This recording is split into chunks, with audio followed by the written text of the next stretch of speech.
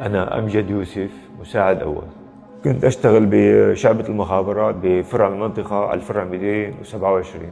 التحقت بالسلك العسكري عام 2004 لمدة دورة سنة كاملة. تخرجت 2006 عفوا 2006 برتبة رقيب أول، وأكملت رتبة رقيب أول حتى ترفعت لرتبة مساعد، وبعدين سقط نظام أنا برتبة المساعد.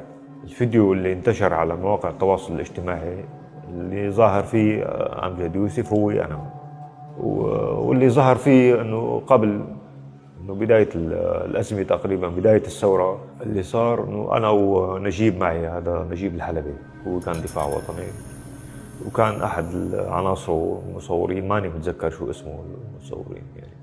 كنا جايبين قبل يعني تقريبا شي 40 شخص، على اساس كلهم بهذاك الوقت كانوا ارهابي او بمولوا مادي للارهاب.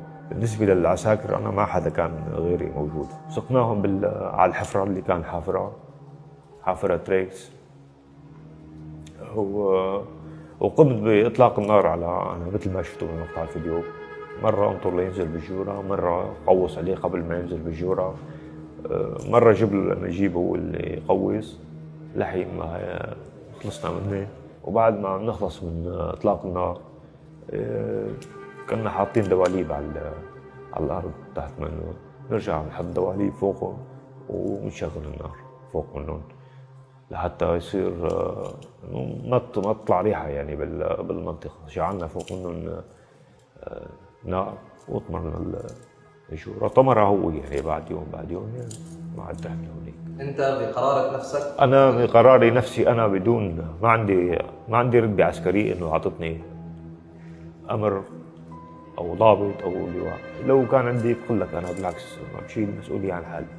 والله أنا ما اخترت الضحايا، مو اختياري، مو كان متفق عليه العدد 40 شخص يعني. هيك صار، هيك تكونت الظروف وانخلق العدد يعني. هذا يعني ما اخترناهم. أنا أطلع معه جيب فلان مثلا، فلان من الناس عليه معلومات، أو إجا حدا كتب فيه تقرير أو وصل معلومات عنه إنه كان مع المسلحين بمنطقة معه وطلع مثلا وطابب متخبى. فلان كان يدعم المسلحين بمادي أو